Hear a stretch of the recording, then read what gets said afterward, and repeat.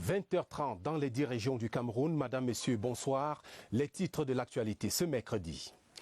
Régional 2020, tous les chemins mènent à la cour d'appel. La prestation de serment des élus attendue dans les tout prochains jours. Nous ferons le point avec Georges Elanga Obam, le ministre de la décentralisation. C'est l'invité du 20h30 ce soir. Entretien en direct dans quelques minutes. Chantal Biya, Djaili Amadou Amal, audience à livre ouvert au Palais de l'Unité. La première dame a reçu cet après-midi l'écrivaine lauréate 2020 du prix Goncourt des lycéens. Lecture de cette rencontre par Joseph Clément Omba dans le cours du journal. En sport, CHAN Cameroun 2021, le coronavirus n'affecte pas complètement les gradins. 25 à 50% du public autorisé dans les stades. Décision de la CAF à appliquer dans le respect des mesures barrières. Ordonnance détaillée en page des sports. Voilà pour les titres. Développement après ce message du chef de l'État.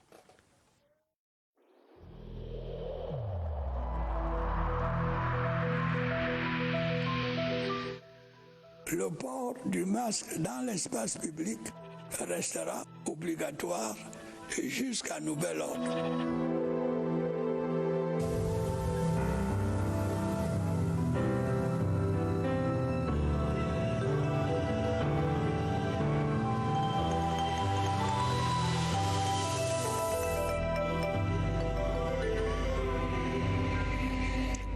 Commençons par ce regard sur l'année du président de la République. Arrêt sur l'action diplomatique avec ce constat. Le chef de l'État a tenu un double pari. Maintenir le rang du Cameroun dans le concert des nations et faire rayonner le pays sur tous les fronts. L'année diplomatique de Paul Biya, une évocation de Yves-Marc Medzo. En cette année 2020, sur le point de s'achever, le Cameroun sous Paul Biya aura dans le domaine de la diplomatie évolué vers une affirmation plus grande de son rayonnement et de sa souveraineté. Octobre 2020, l'efficacité de la diplomatie camerounaise trouve son écho le plus retentissant au sein de la fonction publique internationale avec l'élection de Madame Maria Touyap à la tête du secrétariat général de l'Organisation internationale de la protection civile. Seulement voilà, si cette victoire diplomatique de notre pays semble être la plus médiatique, elle n'en constitue pas la seule. Tout au long de cette année, en effet, le Cameroun avec Paul Biya s'est employé à bâtir des alliances utiles sur la scène internationale et à garder de précieux contacts avec l'ensemble de ses partenaires à même de l'accompagner dans l'atteinte de son impératif d'émergence. À l'échelle sous-régionale, le chef de l'État camerounais va ainsi s'atteler à construire des ponts là où d'autres voulaient construire des murs. À l'échelle continentale, le président Biya, panafricaniste dans l'âme, donne son quitus pour l'ouverture dès janvier 2021 du marché camerounais à l'ensemble des économies du reste du continent. Mais plus globalement, à l'échelle mondiale, notre pays, sous la conduite éclairée de son chef d'État, va s'investir à faire entendre sa voix et assurer le respect de l'ensemble de ses engagements internationaux.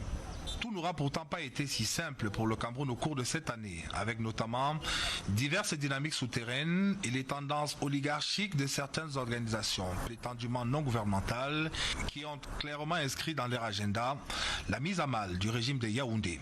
Mais grâce à sa grande habileté, le président camerounais va réussir à gérer avec maturité toutes les crises et à déjouer l'ensemble des manœuvres d'obstruction et différents complots ourdis contre lui et contre notre pays. Parallèlement à cette offensive diplomatique menée sans tambour ni trompette, le président de la République va procéder à une redistribution des cartes à la tête de bon nombre de missions diplomatiques camerounaises à l'étranger.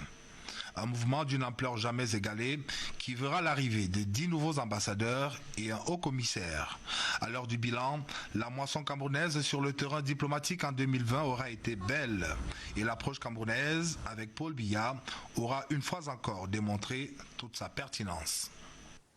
Nous en parlons depuis hier. Les 10 pionniers des conseils régionaux et conseils exécutifs régionaux sont désormais connus. Ce sont des hommes au profil riche et varié, investis désormais de la responsabilité de gérer les affaires de leur région. Visage et présage de ces 10 personnalités, Oswald Medung. Ils sont 10 hommes appelés aujourd'hui à assurer pendant les 5 prochaines années la gestion des affaires des 10 régions du Cameroun. Dans le nord-ouest, c'est au professeur Fro Angwafo d'inaugurer l'ère de l'Assemblée régionale. Le professeur en médecine devra s'atteler à soigner le développement harmonieux de sa région. C'est à un administrateur civil chevronné qu'ont été confiés les rênes de l'Assemblée régionale du Sud-Ouest. Zaccheus Bakoma Elango devra trouver des solutions rapides aux problèmes de développement de la région. À travers le docteur Mohamedou Dewa, la bannière de l'Union nationale pour la démocratie et le progrès flottera dans la région Château d'Eau du Cameroun. Seul représentant de l'opposition à ce niveau de responsabilité, il devra réussir le pari de la décentralisation. Après avoir prouvé l'étendue de ses compétences à la communauté urbaine de Yaoundé, Gilbert Timiévouna va devoir désormais voir plus grand. À 76 ans, l'administrateur civil à la retraite est aujourd'hui président du conseil régional du centre. À l'est, c'est à un ingénieur agronome qu'a été confiée la région. Alphonse Wamanem-Bellet, l'ancien délégué de la communauté urbaine de Bertois, va devoir fédérer les énergies pour impulser le développement d'une région où les chantiers ne manqueront pas. Daniel Kalbassou, c'est le nom qui porte sur les fonds baptismaux le Conseil régional de l'extrême nord. Ancien directeur général du Crédit du Sahel, c'est un homme qui jouit d'une bonne réputation dans les milieux socio-économiques. Le littoral a misé sur cet homme, Polycarpe Banlok. Le natif de la Salaga-Maritime est un ancien député et ancien maire de Nyanon. Il a, disent ceux qui le connaissent bien, le profil de l'emploi. Alim Boukar ne devrait pas perdre le Nord. Au cadre de la douane camerounaise, le nouveau président du Conseil régional du Nord a du pain sur la planche. Jules Hilaire Foka, à 59 ans, le docteur en médecine, président de section RDPC Mifi-Centre et ancien maire de Bafoussam 1er, est désormais la tête de pro de l'Ouest. Le Sud agité son dévolu sur une personnalité à plusieurs casquettes. Emmanuel Lemva est un ancien capitaine de l'équipe nationale de football du Cameroun. Il bénéficie d'une forte expérience dans la politique. Les 10 pionniers sont attendus sur un chantier essentiel, le développement de leurs régions respectives. Et ce soir, vous êtes bien en droit de vous demander, après les élections d'hier et maintenant, eh bien, la prochaine étape, ce sera la prestation de serment qui consacre l'entrée en fonction des élus. Également attendu, le transfert effectif des compétences et ressources de toute nature. Et je puis vous dire que ce n'est pas tout. À preuve, Augustin Guizana. Les membres des exécutifs régionaux élus n'ont pas de répit. En plus de la prestation de serment qu'ils préparent et qui marque leur entrée solennelle en fonction, ces hommes et femmes ont 8 jours correspondant à la durée de la session de plein droit. Le Code général des collectivités territoriales décentralisées prévoit en son article 310 que le président du conseil régional prête serment devant le président de la cour d'appel de la région. Passé l'étape de la prestation de serment, la machine de l'effectivité doit se mettre en branle. Les bâtiments ont été identifiés. Ces bâtiments vont être occupés par les conseils régionaux dans les 10 régions. Il est attendu, entre autres, la nomination du Public Independent Conciliator et autres secrétaires généraux des régions comme collectivités territoriales décentralisées. Au niveau interministériel, les discussions ont été menées, les décrets ont été bouclés. Il s'agit maintenant de pouvoir les signer. Bien plus, il faut des ressources financières pour le début de fonctionnement. Et là, le ministère de la décentralisation et développement local rassure. La loi de finances 2021 a prévu une dotation générale de la décentralisation et une quote-part de cette dotation générale de la décentralisation permettra la mise en place dès demain des exécutifs. Au ministère de la décentralisation et développement local, on indique que les jours suivants sont riches en bonnes nouvelles pour l'effectivité des régions au Cameroun. La classe politique ne cache pas son satisfecit quant au déroulement des élections d'hier. Certains leaders abordés ce jour à Yaoundé souhaitent que les régions jouent pleinement leur rôle et contribuent à l'apaisement du climat sociopolitique au Cameroun. Vous pouvez les entendre dans ce reportage de Jean-Pierre Congé. Attendus depuis plus de 20 ans, les exécutifs régionaux sont désormais mis en place et la classe politique salue leur avènement et pour certains la performance de leur parti. VDPC contrôle 9 régions sur 10. Le secrétaire général est très satisfait. La classe politique, pendant longtemps, a attendu l'avènement des régions. Cette élection apporte une réponse. Comme toutes les naissances, l'avènement des tout premiers exécutifs régionaux soulève beaucoup d'enthousiasme. La décentralisation, souhaitée par tous les Camerounais et impulsée par le chef de l'État, va connaître une accélération exponentielle pour que le pouvoir local trouve là une impulsion nouvelle. Que cette décentralisation soit un genre de succès d'année au fédéralisme, c'est-à-dire que à s'y méprendre qu'on compare donc la gestion de ces régions au fédéralisme. Le nouveau dispositif institutionnel est également considéré par certains hommes politiques comme un pas vers la paix. Nous saluons aussi le statut spécial accordé aux régions du Nord-Ouest et du Sud-Ouest. Cela nous semble déterminant pour la réconciliation. Plusieurs auraient bien aimé être de ceux qui écrivent cette page de l'histoire. Nous aurions bien aimé nous aussi figurer parmi ceux qui aujourd'hui et demain présideront donc à la marche de cette région. Nous faisons de mauvaise fortune bon cœur et nous souhaitons donc bonne chance et réussite aux régions qui viennent d'être installées. De ce vent de bienveillance, les bacs des exécutifs régionaux en ont bien besoin. Et pour approfondir le décryptage de cette actualité relative aux régions, j'accueille à présent le ministre de la Décentralisation et du Développement local, Georges Ilangoban. Bonsoir et bienvenue. Merci, bonsoir. Alors, après les élections d'hier, ces élections-là, quels commentaires appellent-ils de votre part du point de vue de l'avancée du processus de décentralisation? Vous pouvez bien imaginer que je suis un homme heureux ce soir. Je voulais reconnaître le génie du président de la République, qui longtemps avant beaucoup avait pressenti que la décentralisation serait ce qui ferait le bien de notre pays. Et d'avoir avec cette maestra conduit le processus jusqu'à son achèvement ne peut que nous contenter au ministère de la Décentralisation et du Développement local.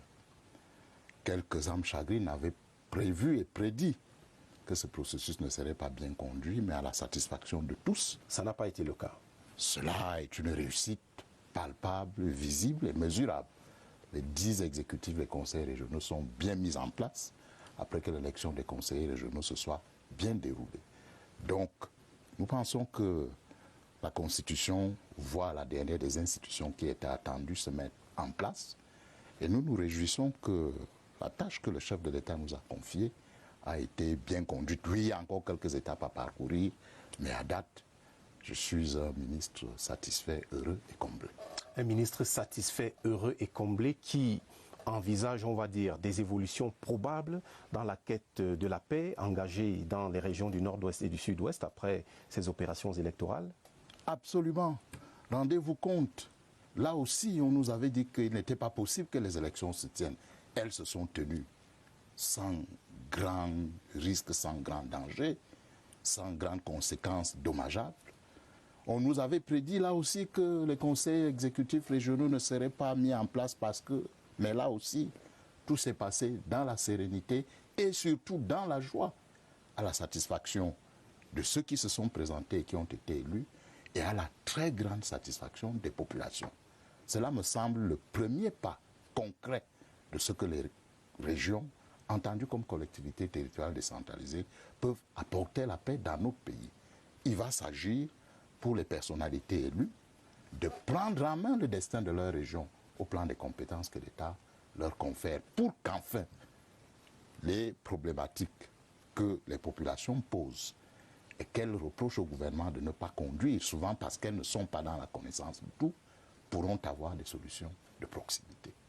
À vous entendre, on croirait marcher sur du velours, mais qu'en est-il, par exemple, des sièges de ces conseils régionaux et même du transfert effectif des compétences par les 20 ministères concernés? Je crois que la télévision nationale a rendu compte en son temps de descentes nombreuses que j'ai effectuées sur le terrain, sur les très hautes instructions de M. le Président de la République, à l'effet d'identifier des locaux susceptibles d'abriter provisoirement les sièges des conseils régionaux. À date, l'ensemble des 10 conseils régionaux ont des locaux qui les abriteront. Il est en ce moment un processus qui est en train de se dérouler de leur remise à niveau et les travaux vont s'achever sous peu. Vous verrez bientôt au fronton d'un certain nombre d'immeubles dans la République l'insigne indiquant le siège des conseils régionaux. Donc, je voudrais rassurer l'opinion de ce que le président a instruit que soient trouvés des locaux. Ces locaux ont été trouvés, les moyens ont été mis à disposition pour les mettre à niveau et en capacité de recevoir les conseils régionaux. Le président a précisé que c'était une installation provisoire, chaque conseil régional ayant la charge de se doter du siège qu'il considérera comme celui qui est digne de refléter ce que la région faudra. Et maintenant sur la question des conférences. Les compétences, parlons-en. Là aussi, j'ai entendu dire que c'était de la fumée aux yeux. Mais ceux qui savent comment est-ce que l'administration fonctionne ont bien entendu que le Premier ministre, chef du gouvernement lui-même, qui est par ailleurs le président du Conseil national de la décentralisation, a réuni l'ensemble du gouvernement pour instruire, relayant les instructions de M. le Président de la République, tous les ministres concernés par les questions de transfert de compétences, d'avoir à préparer l'encadrement juridique qui permettra cela. Au jour d'aujourd'hui, je voudrais indiquer que le processus est très avancé et que c'est une question de peu de temps pour que des textes soient rendus publics qui diront dans le détail quelles sont les compétences qui sont transférées. La loi en parle déjà et qui indiqueront les modalités d'exercice de ces compétences et les moyens qui permettront que ces compétences soient effectivement exercées. Je voudrais rassurer l'ensemble de nos compatriotes de ce que là aussi, le chef de l'État veille à ce que les régions se mettent au travail très rapidement. Georges Elango Bam, quelles assurances pouvez-vous donner ce soir quant aux ressources financières attendues et destinées aux régions? J'en parle avec beaucoup de sérénité parce que ce n'est pas une question qui est une découverte. Il existe un instrument qu'on appelle une dotation générale de la décentralisation qui, au titre du budget de l'année 2021, a prévu déjà de mettre un quantum de ressources à la disposition des régions pour permettre leur démarrage. Il y a une discussion qui est en cours pour revoir l'ensemble de la fiscalité locale pour permettre que celle-ci soit augmentée, simplifiée et pour indiquer quelles seront les modalités de la distribution des ressources entre les communes et les régions. Il va sans dire que, je profite pour le dire, nous avons tenu une session du conseil d'administration du FECOM que le président m'a fait l'honneur de présider et nous sommes résolus qu'au premier trimestre de l'année prochaine, nous aurons une session extraordinaire qui enregistrera les ressources que l'État va affecter aux régions de manière à ce que le FECOM, qui est l'instrument dédié au financement de la décentralisation, les mette à disposition des collectivités territoriales décentralisées qu'on appelle les régions. Le budget de cette année a une dotation inscrite déjà de 30 milliards de francs qui peut permettre qu'au lendemain de leur mise en place, des ressources soient rendues disponibles pour le fonctionnement des régions. Donc je ne suis pas particulièrement inquiet sur la question du financement des activités des conseils régionaux. Pour finir, je dirais que le transfert des compétences va s'accompagner d'un transfert des moyens. Puisque l'État a ses compétences, a les moyens de les exercer, lorsque les transferts seront faits, ces moyens iront en direction des régions. Chacune aura naturellement le génie qui sera le sien pour capter des ressources au titre de la coopération décentralisée. Et je n'ai pas de doute que le jeu de la compétition intervenante, on va assister à une floraison d'initiatives qui vont faire en sorte que, même si les ressources ne sont pas suffisantes, mais qu'il y en ait quand même assez pour que le travail puisse se faire. Un mot et un dernier peut-être sur la question, on va dire, des équilibres hommes-femmes à l'intérieur des exécutifs qui ont été constitués hier. Oui, j'ai vu les réseaux sociaux qui suscitent beaucoup de discussions, des échanges. À l'exception des postes de président de conseil régional qui ne sont pas occupés par une femme, tous les autres postes de responsabilité qui figurent dans les bureaux ont enregistré l'arrivée de femmes. Et puis il faut dire que ça n'était qu'un commencement. Attendons le premier renouvellement de ces conseils régionaux et je suis certain que les femmes prenant goût à l'affaire, il y en aura qui brigueront ces fonctions et qui les obtiendront. Donc je suis extrêmement optimiste en la matière. Et il vaut mieux se séparer sur une note d'optimisme. Georges Elango Bam, merci d'être venu en direct une fois de plus au 20h30. D'ores et déjà, bonne fête de fin d'année et peut-être joyeux Noël puisque c'est dans 2 jours maintenant. Je fête dans la perspective des régions qui sont arrivées de leur mise en place et de leur travail effectif et je remercie la télévision nationale qui a couvert avec beaucoup de dynamisme la compétition, les résultats et la mise en place tant pour les communes que pour les régions. Un grand merci à la télévision nationale. Nous faisons notre boulot et nous continuerons, Monsieur le Ministre. Merci. Une écrivaine au Palais de l'Unité, lauréate du prix Goncourt des lycéens édition 2020, Djaili Amadou Amal a été reçue en audience par la première dame camerounaise, Madame Chantal Biya. L'épouse du chef de l'État, ardent défenseur de la promotion de la femme, a félicité la lauréate dont elle partage par ailleurs les idéaux de lutte contre les violences faites aux femmes. Joseph Clément Omba. Écrivaine prolifique, romancière de renom, Djaili Amadou Amal vient au Salon oriental du Palais de l'Unité écrire une nouvelle page de sa reconnaissance nationale et internationale avec les vifs encouragements de la première dame camerounaise, Madame Chantal Biya. Lors de l'audience, Madame Chantal Biya adresse à l'heureuse lauréate ses félicitations pour le prix Goncourt des lycéens édition 2020, le prix Goncourt, choix de l'Orient, fruit de son roman Les Impatientes qu'elle présente à l'épouse du chef de l'État. Je suis très émue d'avoir été reçue par la première dame. Elle m'a beaucoup encouragée. Elle m'a dit qu'elle a suivi tout ce qui s'est passé dès le début. Elle connaît les titres de mes romans. Elle connaît tout ce que c'est le concours et tout. Elle m'a dit à quel point elle est fière aussi que je remporte ce prix pour le Cameroun. Et évidemment, moi aussi, je lui ai dit à quel point moi aussi je suis fière de l'avoir remporté pour notre beau pays. Madame Chantal Biya est un chantre de la promotion de la femme au Cameroun. Aussi partage-t-elle le cri d'alarme de Djaili Amadou Amal pour dénoncer les violences faites aux femmes, les mariages précoces.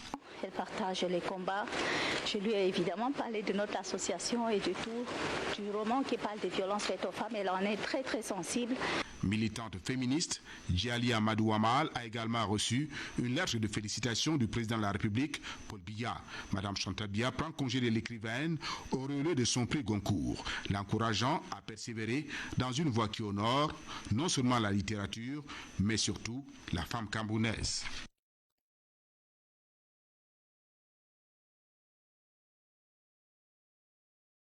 Malgré le coronavirus, la marraine de cette institution, la première dame Chantal Biya, a tenu à présider elle-même les cérémonies de l'arbre de Noël. Ambiance et couleur d'une fête célébrée dans le respect des mesures barrières. Joseph Clément Omba, une fois de plus. Sous des chapiteaux finement habillés aux couleurs de la fête de la Nativité, au complexe scolaire Les Coccinelles du Palais de l'Unité, le Covid-19 impose un format inédit à l'arbre de Noël 2020. Les beaux sapins imposent leur verdure. Le port du masque est obligatoire avant la distanciation physique pour l'installation des invités triés sur le volet. Pour cette fête, pas comme les autres, la première dame camerounaise, Madame Chantal Biya, marraine du complexe, est accueillie par le ministre de l'Éducation de base, Laurent Serge et Tundingwa, d'autres invités spéciaux, avant ce bouquet de Noël des coccinelles. L'arbre de Noël 2020 est bâti autour de 26 numéros dans une chorégraphie parfaitement maîtrisée par les élèves, masques vissés sur le visage. Un fondu enchaîné avec du traditionnel comme l'assicot. Des chansons typiques de Noël, appel au patriotisme et à l'unité nationale, meubles et récits, chants et sketchs. Dans cette belle symphonie, partition des artistes qui magnifient l'œuvre humanitaire de Madame Chantal Biya, ambassadrice de bonne volonté de l'UNESCO, ambassadrice des déshérités.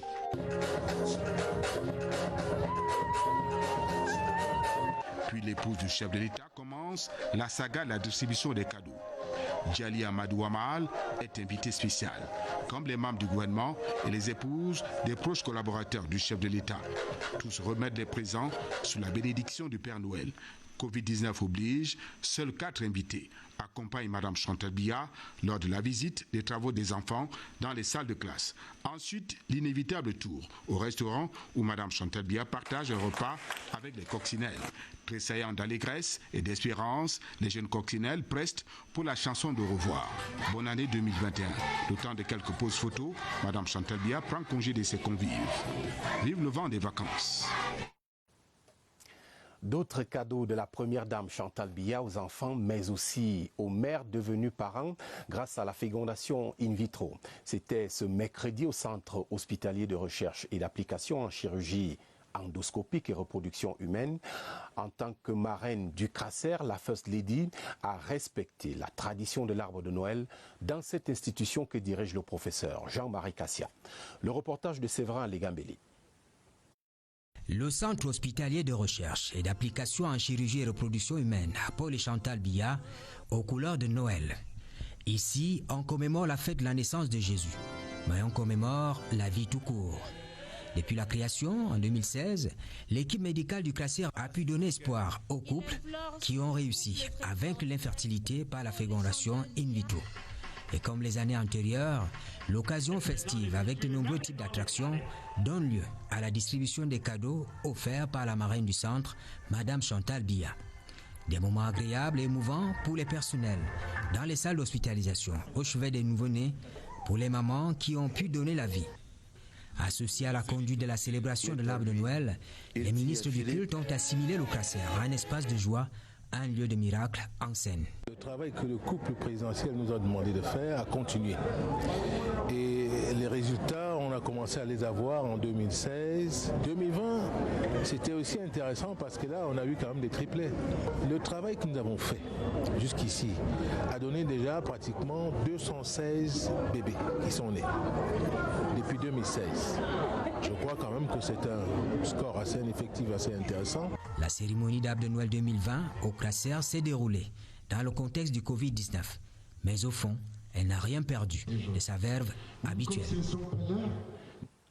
Et puisque Noël est dans l'air du temps, on va vous faire un dessin, plutôt un théâtre en chanson pour retracer la vie de Jésus-Christ. Regardez donc cette représentation organisée par la congrégation du ministère de la foi triomphante, ici à Yaoundé. Elle est résumée par Laurence Okalia. Le Fils de Dieu est né. Au ministère de la foi triomphante, le peuple présent est venu témoigner par cette cantate organisée dans le cadre des activités de fin d'année de la congrégation. Nous organisons cette cantate de Noël pour ramener les consciences des gens, pour ramener l'esprit des gens, pour amener les gens à comprendre qu'il n'y a que Christ qui peut nous donner la vie, la paix, la joie, la santé. Le décor, la mise en scène et le jeu d'acteurs ont été pensés par une organisation de jeunes chrétiens avec une empreinte coréenne. Au sein de l'ONG International Fellowship, nous avons des académies. À travers ces académies, nous enseignons aux jeunes à expérimenter de nouveaux métiers afin de pouvoir se prendre en charge, notamment la couture, la décoration, la mise en scène. Le ministère de la foi triomphante propose aussi un programme de prière de fin d'année nommé « Bien finir » qui se tiendra du 28 au 30 décembre prochain.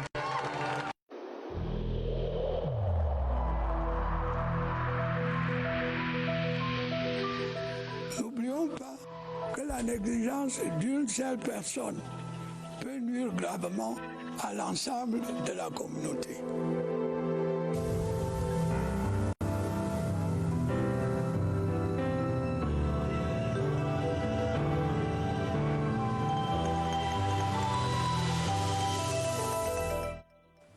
Covid-19 et riposte nationale, le coronavirus ne tue pas assez au Cameroun et on ne s'en plaint pas. Les spécialistes de la santé l'expliquent par la population majoritairement jeune, la température peu favorable à la propagation du virus, mais également ce qu'ils appellent l'immunité croisée. Les détails dans cet entretien d'Évariste Yenga avec son invité, le docteur Joseph Fokam. Nous les retrouvons tout de suite au centre des opérations des urgences de santé publique ici à Yaoundé. Évariste, bonsoir. Bonsoir. Le taux de létalité au Cameroun est bas. Il oscille entre 1,7% et 1,9% toutes ces dernières semaines. Il est moitié moins plus bas que celui de l'ensemble du continent africain. Pourquoi ce taux de létalité au niveau du Cameroun est si bas? Question ce soir au docteur Joseph Fokam. Docteur, bonsoir. Bonsoir Évariste. Vous êtes virologue du Centre international de référence Chantal Biya, c'est bien cela? Effectivement. Alors pourquoi le taux de létalité est si bas au Cameroun? Oui, Évariste, en plus de ce que nous connaissons déjà, la plupart de nos patients atteints par le coronavirus sont déjà asymptomatiques, ça c'est connu. Aussi, l'âge médian au Cameroun et dans plusieurs pays d'Afrique est d'environ 20 ans et donc du coup on résiste mieux aux infections. Et aussi on sait aussi que la température contribuerait également à réduire l'ampleur ou bien l'impact de la mobilité sur le continent. Mais on a d'autres évidences nouvelles qui actuellement font recours à la réaction croisée. Donc il y a ce qu'on appelle l'immunité croisée. En Afrique, nous avons une forte exposition à plusieurs autres pathogènes, y compris d'autres coronavirus humains, qui nous procurent un background immunitaire qui est toujours en alerte et permet ainsi de diminuer l'ampleur du virus dans notre système. Ces paramètres, ils sont pareils que chez les pays voisins de la zone sous les tropiques. Pourquoi cette différence entre le Cameroun et les autres? Bon, cette différence, si on veut le faire de manière notoire, le Cameroun et les autres, c'est aussi parce que le Cameroun a mis en place une riposte vraiment très précoce, ce qui a permis de limiter vraiment le nombre de cas. Le Cameroun également est un de ces rares pays qui ont mis en place une prise en charge optimale pour tous les patients et du coup, cela aurait donc contribué à réduire ce taux de létalité qu'on a su observer. Et le Cameroun est parmi les 2 meilleurs pays africains à avoir une riposte que l'OMS a su saluer. Docteur, merci pour toutes ces informations. Vous l'avez noté, donc le Cameroun qui fait un peu exception pour avoir anticipé sa riposte nationale contre le coronavirus Covid-19 avec des effets que l'on connaît, les résultats positifs obtenus jusqu'ici, la maîtrise de la pandémie. Merci Évariste. De la sécurité sanitaire, on va parler de la sécurité tout court. Le dispositif sécuritaire est renforcé à Garoua-Boulaye face au regain de l'insécurité en République centrafricaine. C'est en tout cas ce qui ressort clairement de la réunion de crise présidée il y a quelques jours par le gouverneur de la région de l'Est. Grégoire Mvongo était accompagné à cette occasion du général de brigade Joseph Nouma, commandant de la 12e brigade d'infanterie motorisée. Le point de la situation avec Caroline Amombo Bisségué. La ville de Garoua-Boulaye accueille depuis quelque temps un afflux de personnes en provenance de la République centrafricaine. Ce pays voisin, qui connaît des troubles récurrents, traverse une fois de plus des moments d'insécurité accentués par les élections présidentielles annoncées dans les tout prochains jours. Le gouverneur de la région de l'Est, Grégoire Mvongo, accompagné du général de brigade Nouma Joseph, commandant la 12e brigade d'infanterie motorisée, vient d'y présider une importante réunion de crise. La situation sécuritaire se dégrade rapidement côté centrafricain et donc il y a des répercussions ici à Garoua-Boulaye. Vous avez le nombre de réfugiés qui augmente sensiblement de jour en jour. Vous avez de hautes personnalités centrafricaines qui sont venues ici pour des raisons sécuritaires. Le numéro 1 de la région de l'Est, par la même occasion, a rasséréné les populations locales ainsi que les investisseurs chinois, 200 personnes environ déportées au Cameroun. La Cimencam construit des partenariats en béton. L'entreprise vient de renforcer ses liens avec un de ses associés. Il s'agit du groupe Ntengs. C'est dans le but d'étendre ses activités sur l'ensemble du territoire national. Emmanuel Bicon de CRTV Centre. Le partenariat est l'un des garants de la qualité élevée et constante de ses produits et services. Dans le cadre de ses efforts continus pour renforcer ses relations avec ses sous-traitants et autres fournisseurs de services, Cimencam s'est récompensé le mérite. Le groupe Ntems, aujourd'hui considéré comme son meilleur partenaire, a été honoré devant Dieu et devant les hommes à l'occasion de la célébration de leur partenariat. Ma force, c'est l'endurance, la témérité. Je suis quelqu'un qui aime le travail. Au quotidien, je fais un minimum de 300 tonnes. Nous avons du robuste, du ciment robuste, nous avons du ciment hydro, nous avons du multix, on a du sublime à des prix très, très abordables. Un partenariat gagnant-gagnant pour la disponibilité nationale des produits Cimencam. On a signé ensemble un agrément. C'est-à-dire qu'on est partenaires pour le meilleur, comme un mariage, pour le meilleur et pour le pire. Et donc on est ensemble partenaires pour continuer à développer de nouveaux produits, de nouveaux services, et puis continuer à grandir et grandir pour suivre et pour continuer à construire le Cameroun. Simen Kam souhaite d'ailleurs prendre en compte l'élément performance au-delà des critères prix et qualité. On est venu aujourd'hui simplement pour célébrer un long partenariat et puis bien sûr on a aussi contribué avec lui à remettre, à faire son magasin, le magasin du 21e siècle. Donc c'est important que son lieu de distribution soit magnifique, comme à l'image de Simen Kam. La volonté et l'objectif de Simen Kam est de s'engager sur le long terme avec des partenaires commerciaux qui partagent les mêmes valeurs. Ces valeurs concernent aussi bien les droits de l'homme, la santé et la sécurité des travailleurs que la responsabilité sociale de l'entreprise. Un mot en sport, CHAN Cameroun 2021. Malgré la crise sanitaire internationale, les spectateurs seront admis dans les stades. Assurance du ministre des Sports et de l'Éducation physique, le professeur Narcisse Mwele-Kombi, c'était au terme de sa visite de supervision des infrastructures hier à Yaoundé. Joseph Gouetta-Mandeng. Les matchs de football du CHAN 2021 se joueront au Cameroun en janvier et février prochain avec les spectateurs dans les gradins. Alors 25% de spectateurs seront admis dans les stades dans la première phase, c'est-à-dire les matchs de poule. Par la suite, cela pourra être porté à 50% à condition que les mesures barrières soient mises en exécution. Cette décision de la CAF va se matérialiser sur la base de ce que le comité d'organisation du CHAN aura fait en amont.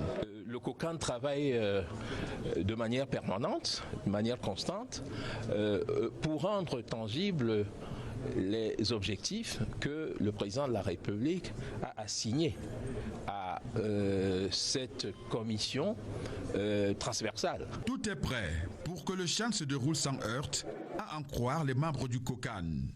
Après que des infrastructures soient rendues disponibles, le Cameroun compte prendre des dispositions appropriées pour que les spectateurs vivent une compétition sans Covid dans les stades.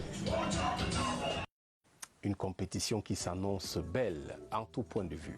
Un rendez-vous que je vous recommande vivement juste après ce journal, une émission spéciale consacrée à l'épilogue des toutes premières élections régionales de l'histoire politique du Cameroun. Retrouvez donc Aimé Robert Biyina et Benen Boumagana en compagnie de quelques experts. Exclusivité avec la contribution en multiplex de nos 10 stations régionales. Ainsi va le Cameroun ce soir. Merci de votre fidélité aux 20h30. Passez d'agréables moments sur votre chaîne, la CRTV, la télévision. C'est ici. Bonsoir.